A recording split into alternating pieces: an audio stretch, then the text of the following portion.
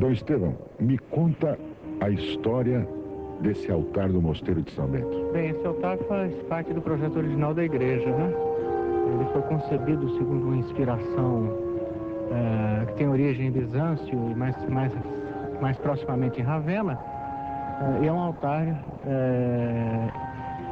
coberto por um cibório, que é toda essa cobertura que vocês veem aí apoiada em 4 colunas de granito, né? Ele é todo decorado no mesmo estilo da decoração da igreja, quer dizer, não rompe a unidade, não é uma peça estranha, né? Ele faz parte de um todo e obedece a uma inspiração, ou seja, revestir-se uma igreja com uma decoração que não seja propriamente algo de estranho à igreja, mas que expresse o espírito dessa igreja, né? E que, portanto, seja especificamente arte sacra, e não arte sacra apenas por haver sido produzida no recinto de uma igreja, né?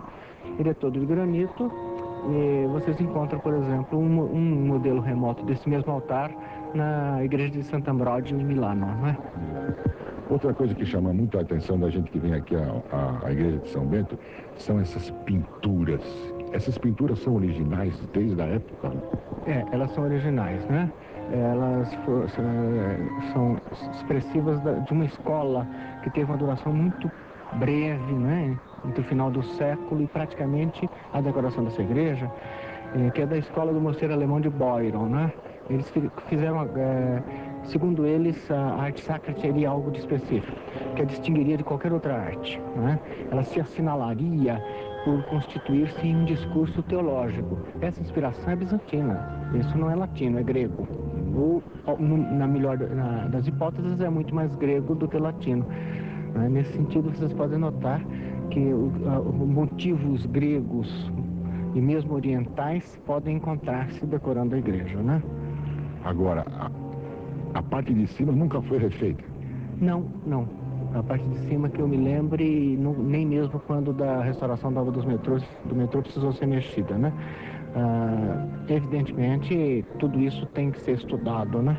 Porque não há que se pensar que a poluição que atinge outras partes da igreja não atinge também lá. É que lá a gente não chega perto para ver. É verdade. Também é mais difícil a fixação, porque é de baixo para cima, né? Então, a precipitação dos poluentes deve ser bem maior, então a proteção é maior.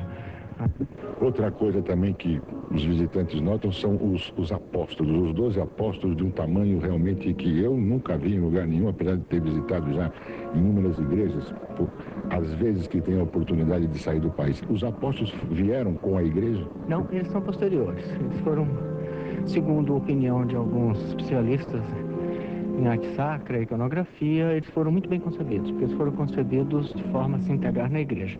Mas eles são de produção posterior, né? Depois?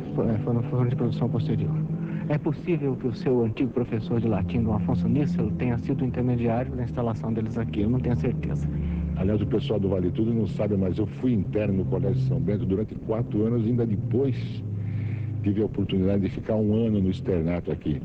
Então, para mim é uma recordação muito suave, muito simpática retornar.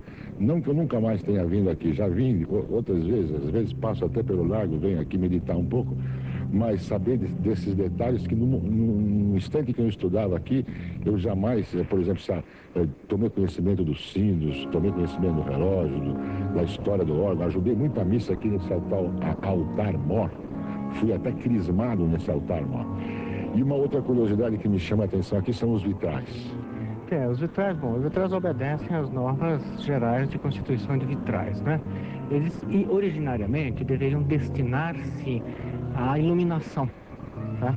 Nesse sentido, a gente poderia fazer ao menos uma observação, se não reparo, que eles são assinalados por tonalidades um pouco escuras para cumprir inteiramente essa função. Evidentemente, porque essa igreja, havendo sido construída já no nosso século, né, quando você já podia se valer dos recursos da eletricidade, essa finalidade dos vitrais não foi não teve a necessidade de ser tão respeitada, né?